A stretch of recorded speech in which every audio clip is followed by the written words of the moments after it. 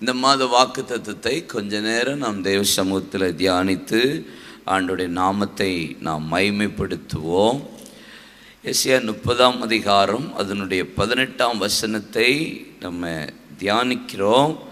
கர்த்தருக்கு காத்திருக்கிற அனைவரும் பாக்கியவான்கள். அவர் காத்திருப்பார், மனதுருகும்படி இறங்குவார், எழுந்திருப்பார், நீதி செய்வார் என்று சொல்லி தியானித்தோம். காத்திருக்கிறவர்களுக்கு கிடைக்கிற ஆசீர்வாதம் 3 காரியம் சொல்லியிருக்கிறேன். இனி மௌனமாக அல்ல, மறு உத்தரவு தருவார். இனி மறைந்தல்ல, மகிமையை வெளிப்படுத்துவார். இனி மடங்கி அல்ல, மகத்துவத்தையும் மகிழ்ச்சியையும் வெளிப்படுத்துவார். அப்போ காத்திருக்கிற பிள்ளைகள் ஒரு ஆசீர்வாதம். காத்திருக்கிறவர்களுக்கு தான் இது ஆண்டவர் செய்வார். லூக்கா 2ஆம் அதிகாரத்தில் ஒரு 3 பேரை உங்களுக்கு முன்பாக நான் நிறுத்தினேன். இஸ்ரவேலின் ஆறுதல் வர காத்திருந்தவன் சிமியோன். எருசலேமின் மீட்பு வர காத்திருந்தவள் அன்னாள். ஆமேன். தேவனுடைய ராஜ்யம் வர காத்திருந்தவன் அரிமத்தி ஊரானாகிய அந்தரங்க சீஷனாயிருந்த யோசேப்பு. இந்த 3 பேரை உங்களுக்கு நிறுத்தினேன். அதில் ஒரு ஆள் சிமியோன். ஆறுதல் வர காத்திருந்தவன் கண்டான். இரட்சணியத்தை என் கண்கள் கண்டது என்று பார்க்கிறோம். ஆலயத்துக்கு வந்திருந்தான். ஆறுதல் வர காத்திருந்தவனுடைய கண்கள் கண்டது. சிமியோன் சொல்றான், கைகள் அவரை இயேசுவை ஏந்தி இரட்சணியத்தை என் கண்கள் கண்டது என்பதாக. அப்போ காத்திருக்கிறவர்கள் காண வேண்டுமானால் இந்த சிமியோன் செய்த அவனுக்குள்ள இருந்த காரியத்தை உங்களுக்கு நான் சொன்னேன். 1, அவன் தேவ பக்தியும் நீதியுமாய் இருந்தான். ஆமேன். தேவ பக்தி உள்ளவன், நீதி உள்ளவன். காத்திருக்கிறவர்கள் காண வேண்டுமானால் நீங்கள் தேவ பக்தியும் நீதியுமா இருக்கணும். ஆவிக்குரிய வாழ்க்கையில் தேவனுக்கு முன்பாக பக்தியாக இருக்கணும், மனுஷனுக்கு முன்னாடி நீதியாக இருக்கணும். அதுதான் ஆவிக்குரிய வாழ்க்கை. சொல்லுங்கள், தேவனுக்கு முன்னாடி பக்தி, மனுஷனுக்கு முன்னாடி நீதி. இது 2 தான் ஒரு ஆவிக்குரிய வாழ்க்கையில் ஒரு மனுஷனை ஆசீர்வதிக்கும். மனுஷனுக்கு முன்னாடி சில பேர் பக்தியை காட்டிக்கிட்டு இருக்கக்கூடாது, தேவனுக்கு முன்னாடி நீதியை காட்டக்கூடாது. நம்முடைய சுய நீதி, நம்முடைய நீதியெல்லாம் அழுக்கான கந்தையாக இருக்குன்றிருக்கு இல்லை? ஆமாம், நம்ம நீதியெல்லாம் அவருக்கு முன்னாடி ஒன்றுமே கிடையாது. நம்ம நீதியெல்லாம் அவர்கிட்ட போய் நிறுத்தக்கூடாது. மனுஷனுக்கு முன்னாடி நீதியாக நடக்கணும். எல்லாவற்றிலும் உண்மை, உத்தமமாக, நீதியாக, நியாயமாக, குடும்ப வாழ்க்கையில் நீதியாக நடக்கணும். கணவன் மனைவி காரியங்களில், பிள்ளைகள் வாழ்க்கையில், பெற்றோர் வாழ்க்கையில், மாமனார் மாமியார் காரியத்தில் எப்படி இருக்கணும்? நீதியாக இருக்கணும். எப்படி இருக்கணும்? இருக்கிறீங்களா? நீங்கள் எல்லாத்துக்கும் மகளுக்கு ஒரு நீதி இருக்கும், மருமகளுக்கு ஒரு நீதி இருக்கும், மகனுக்கு ஒரு நீதி இருக்கும், மருமகனுக்கு ஒரு நீதி இருக்கும், அம்மாவுக்கு ஒரு நீதி இருக்கும், மாமியாருக்கு ஒரு நீதி இருக்கும்.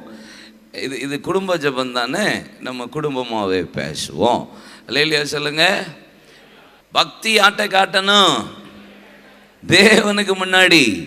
மனுஷனை பக்தியாக்கி காலில் விழுங்கி ஃபோட்டோவை போட்டு மாலையை போட்டு பொட்டை வச்சு பூவை வச்சு மாதம் இல்லை வருஷம் போய் கல்லறையில் போய் மாலை போடுறது பக்தி. அந்த பக்தியெல்லாம் ஆகாத பக்தி. அது ஒரு கதைக்கும் ஆகாது. செத்த மனுஷனுக்கு போய் மாலையை போட்டுக்கிட்டே இருக்கிறது, ஆமாம், அது நமக்கு தேவையே இல்லாத பக்தி. இருக்கும்போது ஒன்றும் செய்ய மாட்டான், செத்ததுக்கப்புறம் அவ்வளோ பக்தியாக இருப்பான். ஆமேன்னு சொல்லுங்கள். அந்த பக்தி உதவாது. கர்த்தருக்கு முன்னாடி பக்தியாக இருக்கணும். தேவனுக்கு முன்பாக நாம் பக்தி உள்ளவர்களாக இருக்கணும். மனுஷனுக்கு முன்னாடி நீதியாக நடக்கணும். ஆமே. மகள் உடைத்தால், மருமகள் உடைத்தால் டேஷ். இப்போ பாருங்களேன், நம்ம வாழ்க்கை எப்படின்னா, மாமியாருக்கு ஒரு அளவுகோல் போட்டு வச்சுருப்போம், மருமகளுக்கு அம்மாவுக்கு ஒரு இது இருக்கும். ஆமாம், அம்மா என்னன்னாலும் பேசுவாங்க. நான் எப்பேய ஏய் அறிவு இருக்கா அப்படிலாம் சொல்லுவாங்க. அது மாமியார் சொல்லிட முடியுமா? சொல்லிட முடியுமா? சொல்லுங்க. சொன்னால் என்ன நடக்கும்? அடுத்த நிமிஷமே ஏதாவது நடக்கும். என்ன நடக்கும்? என்னை கொடுப்பேன் நான் உனக்கு, என்னை கொடுப்பேனே. விளக்குமாறு வரும்.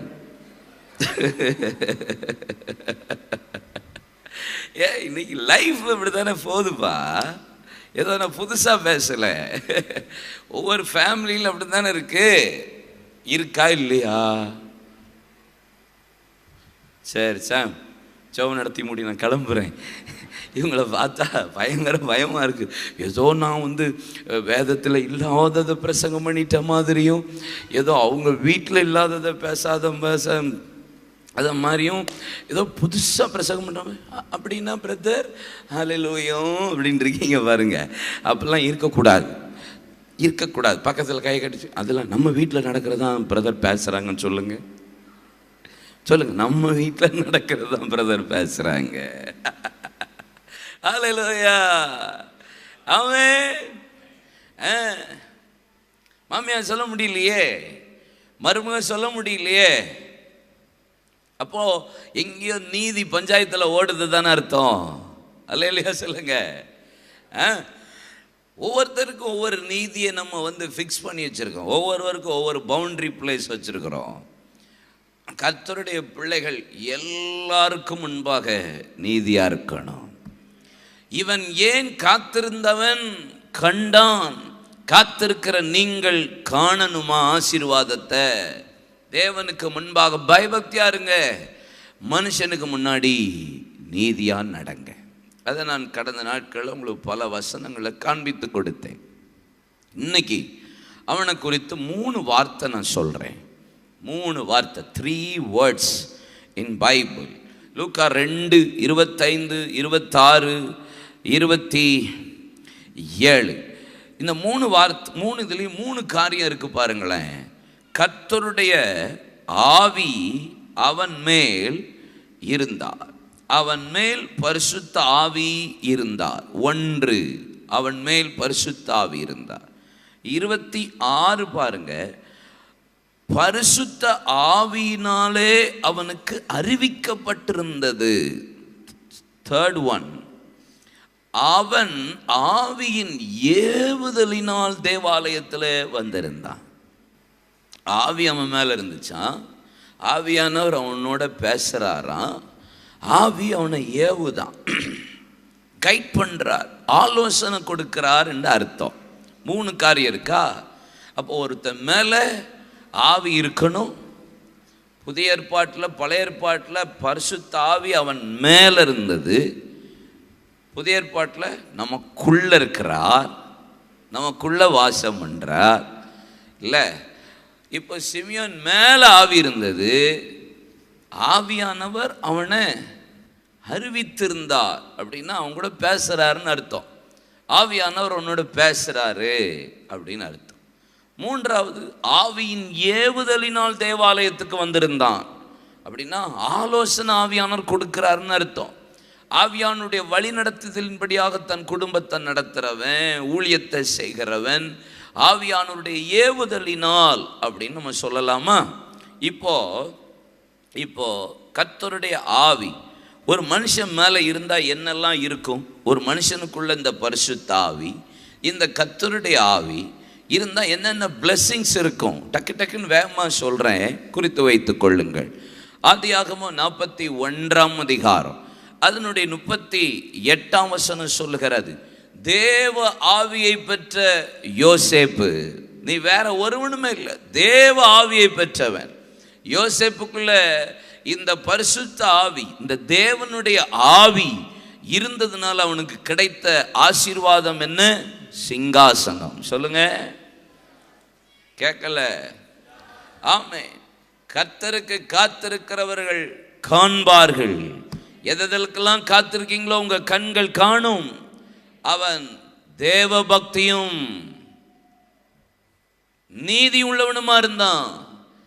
அது மாத்திரம் போதாது, காத்திருக்கிறவர்கள் காணணும்னா ஆவி இருக்கணும், ஆவியில நடத்தப்படணும், ஆவியானவர் பேசணும், ஆவியானவர் உங்களை ஆலோசனை கொடுத்து நடத்தணும். ஆமென். அப்போ ஒரு ஆவி ஒரு மனுஷனுக்குள்ள இருந்ததுன்னா அவனுக்கு சிங்காசனம். இதெல்லாம் எக்ஸ்பிளைன் பண்ண தேவையில்லை உங்களுக்கு, என்ன? நான் ஒவ்வொரு பாயிண்ட் முத்திருந்தான். யோசேப்புக்குள்ள விசேஷித்த ஆவி இருந்தது. பஞ்ச காலத்துக்கு வரும்படி தப்புவிக்கும்படி கர்த்தருடைய ஆவியானவர் அவனை நடத்தின போது பார்வோன் சொல்றான், வேற ஒருத்தனுள்ள நீ தான் அந்த ஸ்பெஷல் ஸ்பிரிட், அந்த ஆவி விசேஷித்த ஆவியை பெற்றவன் நீ தான். உடனே சிங்காசனம் உண்டாகிறது. ரெண்டாவது யாத்திராகமம் 31ஆம் அதிகாரம் அதனுடைய 5ஆம் வசனம். யாத்திராகம் 31:5. தேவ ஆவியினாலே நிரப்பினேன். யாரா? பெசலெயேலை குறித்து வேதம் சொல்லுகிறது. பெசலெயேல் தேவ ஆவியினாலே நிரப்பினான். நிரப்பப்பட்டிருந்தார்கள். எதுக்கு? விசேஷித்தவனாக இருக்கும்படி. ஆமென் சொல்லுங்களேன். மோசே ஆண்டவர்கிட்ட பார்த்தது, கேட்டது, பேசினது ஒருத்தனுக்கும் தெரியாது. பெசலெயேலுக்கு, அந்த டீமுக்கு ஒன்றுக்கும் தெரியாது. ஆனால் கர்த்தர்ட்ட பார்த்தது, கர்த்தர்ட்ட பேசினது, கர்த்தர்ட்ட வாங்கினதை அச்சு பெசகாம அப்படியே பெசலெயேலுக்கு டிரான்ஸ்ஃபர் பண்ணுறாரு. அவன் அப்படியே ரிசீவ் பண்ணி அவன் அப்படியே பலிபீடத்தை, அப்படியே உடன்படிக்கை பெட்டியை, அப்படியே தூப கலசத்தை, அப்படியே பொற்பாத்திரத்தை, அப்படியே கேருபீன்கள் சேராபீன்களை, அப்படியே பலகையை எல்லாம் பர்ஃபெக்ஷனாக செய்கிறான்னா என்னதுனாலயா? ஆவி.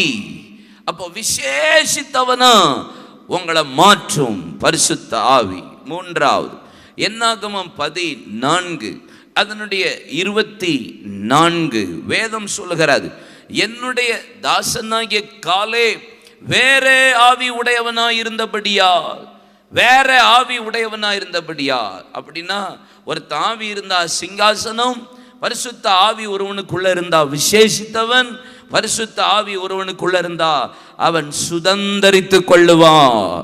எதெல்லாம் நீங்க சுதந்தரிக்கலையோ ஆவி இருந்தா நீங்க சுதந்தரித்துக் கொள்வீர்கள். கேட்கலையே? பல வருஷம் காத்திருந்தத ஒருத்தன் டக்குன்னு சுதந்தரித்தான். பார்த்தீங்களா? ஒரு விசேஷித்த ஆவி இருந்ததா நீங்க வாக்கு தத்தத்தை சுதந்தரிப்பீர்கள், ஆசீர்வாதங்களை சுதந்தரிப்பீர்கள், நன்மைகளை சுதந்தரிப்பீர்கள்.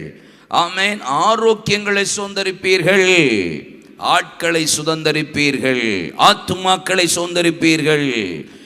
ஆவி. அப்போ ஒருத்தனுக்குள்ள ஆவி இருந்தா சுதந்தரிப்பான். ஆமென் சொல்லுங்க. ஆமென். உபாகமம் 34:9 ஒருத்தருக்கு ஞானத்தின் ஆவியினால் நிரப்பப்பட்டான். யாரு? மோசே. நூனின் குமாரனாகிய யோசுவா. அவன் ஞானத்தின் ஆவி, அவனுக்குள்ளும் ஒரு விசேஷித்த ஆவி இருந்தது. இந்த ஆவி இருந்ததுனால வேதவசனம் சொல்லுகிறது மேன்மை. ஒரே நாளில் கர்த்தர் மோசையோடு இருந்தது போல யோசுவாவோடு கூட இருந்து கர்த்தர் அவனை மேன்மைப்படுத்தினான். The honour. ஒரு ஆவி வந்துச்சுன்னா உங்களுக்கு என்ன வரும்? மேன்மை. கனத்த கர்த்தர் தருவா. உங்க மேல ஆவி இருக்கா? உங்களை உயர்த்துவது நிச்சயம். உங்க மேல கர்த்தருடைய ஆவியானவர் இருக்கிறாரா? உங்களை மேன்மைப்படுத்துவது நிச்சயம். தேவ ஆவியினால் நிரப்பப்பட்டிருக்கீங்களா? உங்க வேலையில, வியாபாரத்துல, குடும்பத்துல, ஊழியத்துல கர்த்தர் உங்களை மேன்மைப்படுத்துவா. நியாயாதிபதிகள் 14:6, நியாயாதிபதிகள் 14:19, நியாயாதிபதிகள் 15:14 வேதம் சொல்லுகிறது, கர்த்தருடைய ஆவியானவர் அவன் மீது இருந்தபோது பயங்கரமான பராக்கிரமான காரியங்களை செய்தான். ஒருத்தன் மேல ஆவி இருந்துச்சுன்னா அவன் பலன் அடைந்தான் என்று வேதம் சொல்லுகிறார். ஆவியானவர் வந்தா என்ன வருது? பலன், ஸ்ட்ரென்த். கர்த்தருடைய ஆவி அவன் மீது இறங்கின போது ஒரு பச்சை கழுதை தாடை எழும்ப வச்சு 1000 பெலிஸ்தியரை கொன்று குவிக்கிறான். கர்த்தருடைய ஆவியானவர் அவன் மீது இறங்கின போது ஒரு சிங்கத்தை, பால சிங்கத்தை ஆட்டுக்குட்டியை போல கிழித்தடிகிறான். கர்த்தருடைய ஆவியானவர் இறங்கின போது 300 நரியை பிடிச்சு வாளோட வாளை 2 கட்டி பெலிஸ்தியரின் வெள்ளாமையை கொளுத்தி போட்டான். கர்த்தருடைய ஆவியானவர் இருந்தபோது பெலிஸ்தியரின் 30 பேர் வஸ்திரத்தை உரிந்தான். கர்த்தருடைய ஆவியானவர் இருந்தபோது அவன் கையில ஒன்றுமில்லாது இருந்த போதிலும் பெலிஸ்தியரின் அங்கே அந்த அரண்மனையில நிலைக்காலை பிடித்து கொண்டு தூக்கி கொண்டு போனான். Special spirit. ஆவி இருந்துச்சுன்னா பலன். நீங்க சோர்வே அடைய மாட்டீங்க. 1 சாமுவேல் 10ஆம் அதிகாரம் 10ஆம் வசனம், கர்த்தருடைய ஆவியானவர் இருந்தால் தேவனுடைய ஆவி சவுல் மீது இறங்கின போது தீர்க்க தரிசனம் உரைத்தான். Prophecy, gift of prophecy. ஆவி வருதா, தீர்க்க தரிசனம் வரும். உங்களுக்குள்ள ஆவி இருந்துச்சுன்னா என்ன இருக்கும்? தீர்க்க தரிசனம் வரும். நீங்கள் பேசுறது தீர்க்க தரிசனமாக இருக்கும். நீங்கள் ஜெபிக்கிறது தீர்க்க தரிசனமாக இருக்கும். நீங்கள் ஆராதனை நடத்துறது தீர்க்க தரிசனமாக இருக்கும். ஆமே, நீங்கள் ஜெபம் நடத்துறதே ப்ராஃபஸியாக தான் இருக்கும். அந்த ஆவி இருக்கணும். சும்மா வெறுமையாக ஆராதிச்சிடக்கூடாது, வெறுமையாக அப்படி போயிடக்கூடாது. பேசும்போது ஆராதிக்கும் போதே அந்த ஆவியில் இருந்துச்சுன்னா தீர்க்க தரிசனம் வரும். ஜெபம் நடத்துகிற அந்த ஜெப ஆவியில் இருக்கிறவங்க ஜெபம் நடத்துறது தெரியுமா? வித்தியாசம் இருக்கும். தெரியுமா? பார்த்துருக்கீங்களா? எம்டியாக சிலர் டப்புன்னு ஜம்முட்டு போயிடுவாங்க. ஆமாம், அந்த பாசு அப்போ அந்த ஆவியில் நிரப்பப்பட்ட அனுபவம் சும்மா கடமைக்கு ஜெபிக்கிற கூட்டங்களாக இருக்கும். ஆவியில் நிரம்பி ஜெபிக்கிறவங்களுடைய ஜெபம் பாருங்கள், அந்நிய பாஷையிலே தீர்க்க தரிசனம் வர்றதை நம்ம ஸ்பிரிட்டில் டயக்னைஸ் பண்ண முடியும். அல்லேலூயா சொல்லுங்க. அப்போ ஆவி மேலே இருந்துச்சுன்னா நீங்கள் என்ன செய்வீங்க? தீர்க்க தரிசனம் உரைப்பீர்கள். குடும்பத்துக்கு தீர்க்க தரிசனம், ஊழியத்துக்கு தீர்க்க தரிசனம், வியாபாரத்துக்கு, பிள்ளைகளுக்கு எல்லாம் தீர்க்க தரிசனமா வரும். தானியேல் 6:3 வேதம் சொல்லுகிறது, இந்த தானியேலுக்குள் விசேஷித்த ஆவி இருந்தது. ராஜா சொல்றான், நான் உன்னை கணம் பண்ணுவேன். ஹானர், உங்களை கணம் பண்ணுவா. ஆவியானவர் இருந்தாரு வச்சுக்கோங்க, கணம். ராஜா சொல்ற, நான் உன்னை கணம் பண்ணுவேன். இந்த விசேஷித்த ஆவி, அபிஷேகம் ஒன்று வந்துச்சுன்னா கணம் வரும். அல்லேலூயா. என்ன இவங்க கணம் பண்ணலையே, என்னை மதிக்கலையே அப்படி நீங்கள் சொல்ல வேண்டியதில்லை. உங்களுக்குள்ளே இருந்துச்சுன்னா ஆட்டோமேட்டிக்லி இட் வில் கம், அது வரும். மற்றவங்க உங்களை கனம் பண்ணுவாங்க, உங்களுக்கு முன்னாடி எழுந்து நிற்பாங்க, உங்களை மரியாதை கொடுப்பாங்க, உங்களை மதிப்பாங்க, உங்களை கனமோட பேசுவாங்க, உங்கள் கனத்துக்குரிய பாத்திரமாக உங்களை நினைப்பாங்க. Because of anointing, because of Holy Spirit. கனம், நீ குடும்பத்தால் கனம் பண்ணப்படுவீர்கள். அல்லேலூயா சொல்லுங்க. சரி, இப்போ இந்த ஆவியினால அவன் நிரப்பப்பட்டிருந்தான்.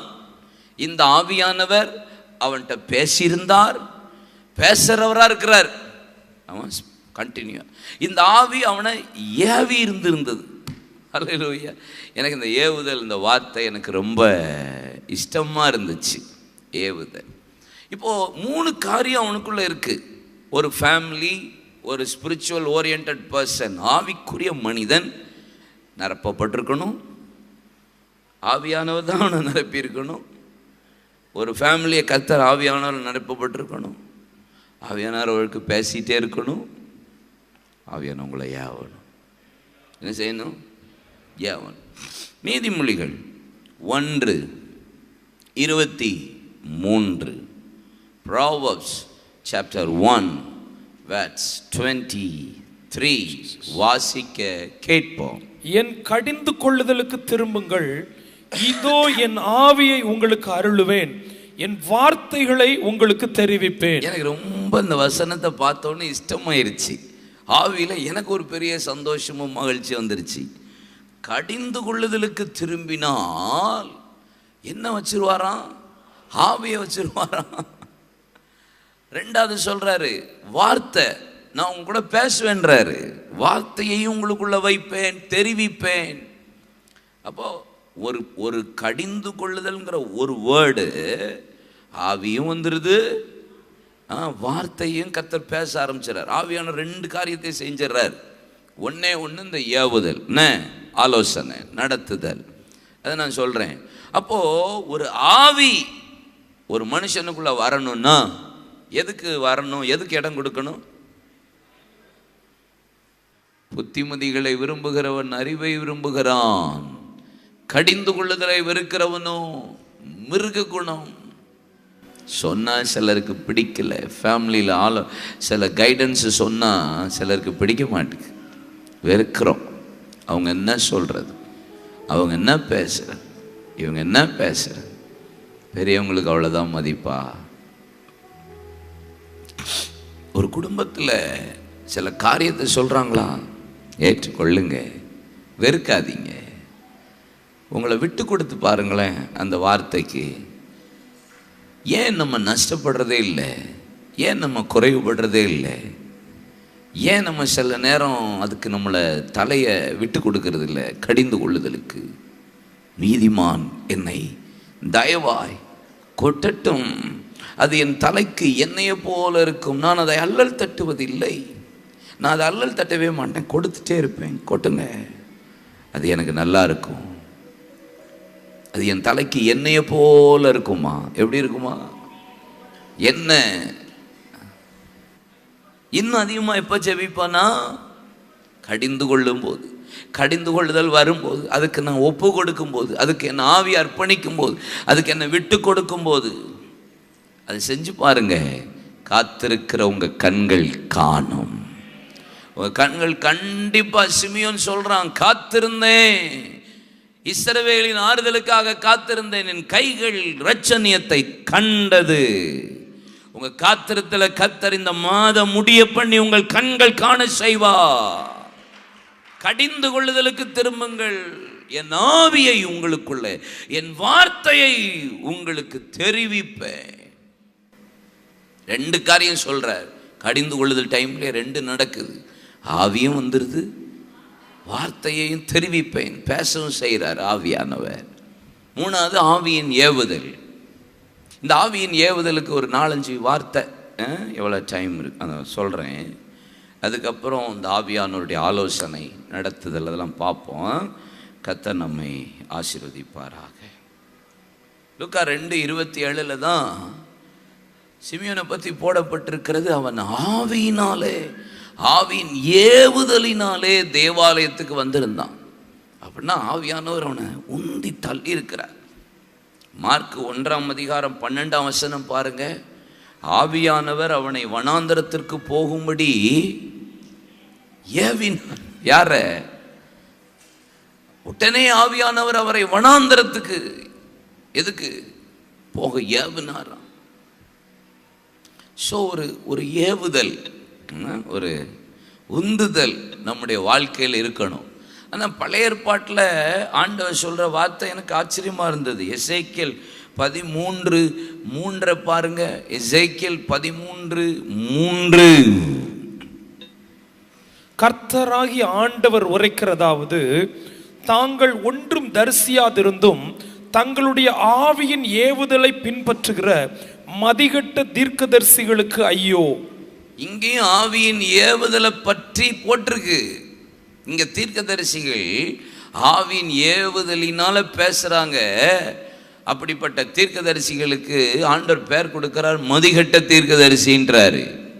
அப்படின்னா என்ன பிரதர், ஆவியின் ஏவுதலை தானே அவன் போனான் சிமியோன். அப்போ இது என்ன? அதுக்கு முந்தின வசனம் இருக்கு. அந்த முந்தின வார்த்தையை பாருங்க. தாங்கள் ஒன்றும் தரிசியாதிருந்தும், ஒன்றும் பார்க்கல, ஆனால் ஆவி ஏதோ ஏற மாதிரி இருக்கு அப்படின்றது மட்டும் வச்சுக்கிட்டு போகக்கூடாது. இவன் ஆவியின் ஏவுதலை பெற்று ஆலயத்துக்கு வந்தான்னா அங்க ஒன்ன பார்த்தான். எதை? இயேசுவை, இரட்சணியத்தை கண்கள் கண்டது. ஒரு காரியத்தை தரிசிக்கிறான். இன்னைக்கு கர்த்தருடைய ஆவியானவர் உங்களை ஏவினார்னா உங்க கண்கள் காணும். ஏவனாரு ஒண்ணுமே நடக்கல, ஒண்ணுமே பார்க்கல, ஒண்ணுமே கிரியை செய்யல, ஒண்ணுமே சம்பவிக்கல, ஒண்ணுமே ரிசீவ் பண்ணலங்கிறதெல்லாம் இருக்கக்கூடாது. அப்படிப்பட்டவனுக்கு தான் மதிக்கட்ட தீர்க்கதரிசிக்கு ஐயோ. உங்களை கர்த்தர் ஆவியானவர் ஏவி இங்க கொண்டு போறாரா? கரெக்டா, அனனியா நீ போ போ, நேர்த்தரு எனப்பட்ட தெருக்கு போ, இங்க ஒருத்தர் இருப்பான், போ கையை வை, மீன் செதில் விழும், எலும்பு, அவனை அபிஷேகம் பண்ணு. ஏவிட்டார், பேசிட்டார். ஏவி போனால் கரெக்டாக அங்கே தரிசிக்கிறான். ஆவி ஏவுதல் வந்தால் நீங்கள் என்னத்தையாவது பார்க்கணும். ஆவி ஏவுதல் இருந்துச்சுன்னா எதையாவது உங்கள் மாம்ச கண்கள், ஆவிக்குரிய கண்கள் அதை தரிசிக்கணும். ஒன்றுமே இல்லாமல் இருக்கக்கூடாது. ஒன்று வசனம் முன்னாடி வரும், உங்கள் இருதயத்தில் வசனம் பேசுவார். அதை நீங்கள் சொல்லும் போது அப்படியே கிரியை நடக்கும். எஸ், என்கிட்ட ஆண்டவர் இதை சொல்லியிருந்தாருன்னு அவங்க சொல்லுவாங்க. ஆமென். அதான் ஆவியின் ஏவுதல். நீங்கள் வாசித்து பாருங்களேன். என்னாகமம் 21:18 பல ஏவுதல் இருக்கு. என்னாகமம் 21:18 நியாய பிரமாணிகளின் ஏவுதலால் அதிபதிகள் கிணற்றை தோண்டினார்களாம். மனுஷ ஏவுதல் இருக்கு. என்ன? ஆமாம், ஒரு ஆள் நான் உங்களை போங்க அப்படின்னு ஏவி விடலாம். தோத்திரம் சண்டை விடுறதுக்கு ஏவி விடுற ஆட்களும் இருக்கு. போடு பேசு போட்டு உன் மாமியார் அப்படியே விட்டுறாத, நான் வாரேன். ஆவியின் ஏவுதல், மாமியாரின் ஏவுதல், அம்மாவின் ஏவுதல், மாமனாரின் ஏவுதல், அப்பாவின் ஏவுதல், மச்சின ஏவுதல், குழந்தையா ஏவுதல், பொல்லாத ஏவுதலா இருக்க. ஏவுகணையோட மோசமான ஏவுகணை தான். சர்ச்சில் சிலர் உங்களை ஏவி விடுவாங்க, இடம் கொடுக்காதீங்கன்ற. நான் மனுஷ ஏவுதல் இருக்குல்ல. ஆமென். இங்க யோபுனுடைய ஃப்ரெண்டு பாருங்களேன், யோபுடைய ஃப்ரெண்டு. யோபு 20ஆம் அதிகாரம் 1, 2, 3 வசனத்தை வாசிக்க கேட்போம். ஜோப் சாப்டர் 20 verse 1, 2, 3.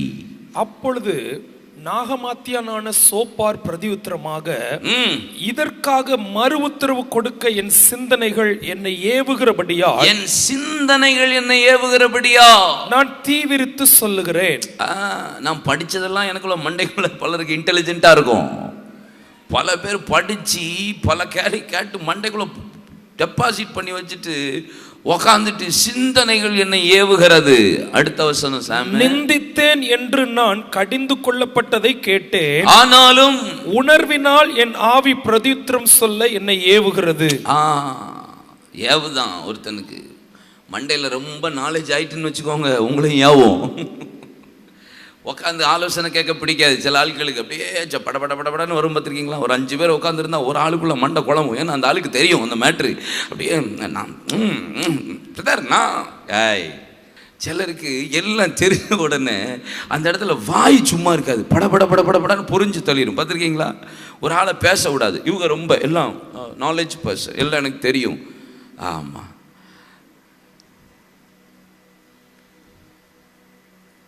எல்லாம் தெரிந்தாலும் தெரியாதவனு போல இருங்க. ஏவுதுன்னு என்னன்னு பேசிட்டு விட்டுறாதீங்க. உங்களுக்கு பக்கத்தில் திரும்பி கேளுங்க, எது ஏவுது உங்களன்னு கேளுங்க. சிந்தனை ஏவுதா? நியாய பிரமாணிகன் சில கட்டளை உங்களை ஏவுதா? ஆட்கள் உங்களை ஏவுறாங்களா? எது ஏவுது உங்களுக்கு கேளுங்களேன். அல்லேலூயா. Praise God. அப்போஸ்தலர் 16 நாங்கள் ஜெபம் பண்ணுகிற இடத்துக்கு போகையில் குறி சொல்ல ஏவுகிற ஆவியை கொண்டிருந்து. ஓ, இந்த மேட்டர்லாம் ஏவுமா? எது ஏவுதா? பொல்லாத ஆவி. இன்னைக்கு தீர்க்க தரிசன குறி. நீங்க ஜெபிக்கணும்னு போனீங்கன்னா தீர்க்க தரிசனம் வரும். தீர்க்க தரிசனம்னு கேட்க போனீங்கன்னா குறிதான் ஆவியாகும். உங்களுக்கு நலமானதை தானே சொல்லும். தீர்க்க தரிசனம் நான் தீர்க்க தரிசனத்தையும் தீர்க்கதரிசிகளையும் அற்பமாக எண்ணாதிருங்கள், நலமானதை எடுத்துக்கொண்டு நலமில்லாததை விட்டு விடுங்கள் என்று தான் வேதம் சொல்லுது. ஆனால் நீங்கள் இதுக்காகவே மெனக்கெட்டு எஃபர்ட் எடுத்தீங்கன்னா சில நேரம் நமக்கு தீர்க்க தரிசன குறி தான் வரும். கவனமாக இருக்கணும். ஆமீன் சொல்லுங்க. அப்போ குறி சொல்ல ஏவுகிற ஆவியை கொண்டிருந்த குறி சொல்லுகிறதுனால தன் எஜமானுக்கு மிகுந்த ஆதாயத்தை உண்டாக்கின ஒரு பெண் எங்களுக்கு எதிர்பட்டார். அவள் ஆவி ஏவுது எது? குறி சொல்கிறதுக்கு. அவளும் ப்ராஃபஸி தான் பேசுவோம். பிசாசு பார்த்தீங்கன்னா எப்பயுமே கடந்த காலத்தை பர்ஃபெக்டாக சொல்லும் கடந்த காலத்தை. ஆனால் வருங்காலத்தை சொல்கிறவர் நம்ம ஆண்டவர் மாத்திரம்தான் சொல்லுவார். இனி சம்பவிக்க போகிறவைகளை அப்படின்றாங்கல்ல, இப்போ நடக்கிற பஞ்சாயத்தையும் இனி நடக்க போகிற பஞ்சாயத்தையும் சொல்கிறது இயேசு ஆவியானவர். பாஸ்டர் சொல்கிறது அது பிசாசும் அழகாக சொல். உங்கள் செல்ஃபோன் நம்பரை, உங்கள் கார் நம்பரை, உங்கள் பைக் நம்பரை, உங்கள் ஏடிஎம் கார்டு நம்பரை இதெல்லாம் சொல்லி என்ன ஆக போகுதுன்னு கேட்குறேன். எனக்கு தெரியாமல் தான் கேட்குறேன். இதனால் என்ன பக்தி விருத்தி உண்டாகுது? தீர்க்க தரிசனம் பக்தி, புத்தி, ஆறுதல். தீர்க்க தரிசனம் பக்தி, புத்தி, ஆறுதல். இது 3 தான் தீர்க்க தரிசனம். உங்களை பக்திக்கு நேராக திருப்பணும், உங்களை புத்தி அடைய பண்ணணும், உங்களை ஆறுதலும் படுத்தணும், கம்ஃபர்ட் ஆக்கிடணும். இது 3 ஒரே சைமல்டேனியஸில் ஒன்று நடக்குதுன்னா அது தீர்க்க தரிசனம் தான். பர்ஃபெக்டாக பரிசுத்த ஆவியானவர் பேசுகிற தீர்க்க தரிசனம். சும்மா உங்களை ப்ளஸ் பண்ணுற மட்டும் தீர்க்க தரிசனம் இருந்தால் அது தீர்க்க தரிசனம் அல்ல. உங்களை பக்தி அடைய வைக்கணும், உங்களை புத்தி அடைய. இதில் தப்பு பண்ண, நீ இதை கரெக்ட் பண்ணு, நீ இதில் விழுந்துட்ட, இதில் ஜபம் குறைவாக இருக்குது, நீ பிரசங்கத்தில் கரெக்ட் பண்ணிடு, நீ ஊழியத்துலன்னு ஓடணும், எங்கேயோ மிஸ்டேக்காக சில நபரோட இருக்கு சொல்கிறாரா, புத்தி கொடுக்குறாரா, உங்களை பக்தி அடைய பண்ணுறாரா, உங்களை ஜபத்துக்கு நெக்ஸ்ட் லெவலில் கொண்டு போகிறாரா, ஊழியத்தில் அடுத்த லெவல் கொண்டு போகிறாரா, உங்களை ஆறுதல் படுத்துகிறாரா. கடைசியில் ஒரு கம்ஃபர்ட் ஜோன் கிடைக்கும், இருதயம் சமாதானம் வரும், நதியை போல பொங்கும். அப்போ தான் தீர்க்க தரிசனம். உங்களை தீர்க்க தரிசனங்கிற பேரில் ஜஸ்ட் ப்ராஃபஸியை சொல்லி நீ ஆணையாக்கும் பூனையாக்கணும் உன்னை மேலே தூக்கி வச்சுட்டு உங்களை அப்படி சொல்லி கேலப் பண்ணி விடுற தீர்க்க தரிசனம் அது குறி சொல்கிற ஆவி, பொல்லாதாவி. பைக்கு நம்பரை சொல்லி என்ன பிரயோஜனம் போகுது? வாசலுக்குள்ள நுழையும் போது உங்கள் பைக் நம்பரை ஃபோட்டோ எடுத்து ஆப் ஒன்று இருக்குது, நம்பர் அடித்தா உங்கள் பேர், உங்கள் வீட்டு அட்ரஸ்ஸு எல்லாம் வந்துடும். சொல்லட்டா, நானும் தீர்க்க தரிசனம் பிரதர், உங்கள் வண்டி நம்பர் இதுதானே? ஆமாம். பிரதர், உங்கள் பேர் இதுதானே? ஆமாம். உங்கள் அட்ரஸ் இதுதானே? ஆமாம். இதனால் என்ன கண்ட, என்ன நடந்தது, என்னதான் சம்பவிச்சது? உங்களை பக்தி அடைய பண்ணுச்சா, உங்களை புத்தி அடைய பண்ணுச்சா, உங்களை ஆறுதல் பண்ணுச்சா? ஒரே எக்ஸைட்மெண்ட், எக்ஸாஸ்ட். உங்களை எம்பவர் பண்ணுச்சா? ஒன்றும் இருக்காது. அடுத்த நாள் அதே சோம்பேறி, காலையில் கழுத தூங்கி எழும்பி ஊழ வாயோட எழும்பி டீ குடிச்சிட்டு என்ன பக்தி வந்துச்சு? உங்களுக்கு விளங்காது பாருங்க நான் சொல்றது. அப்போஸ்தலர் 21:4 அவ்விடத்தில் உள்ள சீஷரை கண்டுபிடித்து அங்கே 7 நாள் தங்கினோம். அவர்கள் பவுலை நோக்கி, நீர் எருசலேமுக்கு போக வேண்டாம் என்று ஆவியின் ஏவுதலினாலே சொன்னார்கள். எருசலேம் போகாதப்பா, இது ஆவியான சொல்ற வார்த்தையை பாருங்க. அப்போஸ்தலர் ஏவுதலினாலே எருசலேமுக்கு போக வேண்டாம் என்று சொன்னார்கள். சில நேரம் ஆண்டவர் நடத்துவார், சில மனுஷ ஏவுதல் வரும், சில அறிவு ஏவுதல் வரும், சில குறி சொல்கிற ஏவுதல் வரும். நீங்கள் கண்டுபிடிக்கணும் ஏதுன்ட்டு. புரியுதா? விளங்குதா உங்களுக்கு? ரோமர் 2:4 சொல்லுது பாருங்க, மற்றவர்களை குற்றவாளியாக தீர்க்கிற நீ யாராக இருந்தாலும் உனக்கு போக்கு சொல்ல உனக்கு இடம் இல்லைன்றாரு. அப்போது 4 வசனம், தேவ தயவு நீ குணப்படும்படி உன்னை ஏவுகிறது என்று நீ அறியாமல். எதுக்கு ஏவுதான்? மற்றவங்களை நியாய தீர்ப்பு சொல்லும்போது நீ அந்த நியாய தீர்ப்புக்கு இருக்கிற நீ கவனம், நீ தேவ தயவில் குணப்படும்படி உன்னை ஏவுகிறது என்று அறியாமல் அவருடைய தயவு, பொறுமை, நீடிய சாந்தவின் ஐஸ்வர்யத்தை அசட்டை பண்ணுகிறாயே. மற்றவர்களைய குற்றவாளியை தீர்க்கிறோம், மற்றவங்களை கண்டம் பண்ணிடுறோம், மற்றவங்களை நியாய தீர்த்துடுறோம், மற்றவங்களை குறை பேசிடுறோம், மற்றவங்களை இஷ்டத்துக்கு பேசிடுறோம், ஈஸியாக ஜட்ஜ் பண்ணிடுறோமா இல்லையா? சொல்லுங்க, செய்கிறோமா இல்லையா?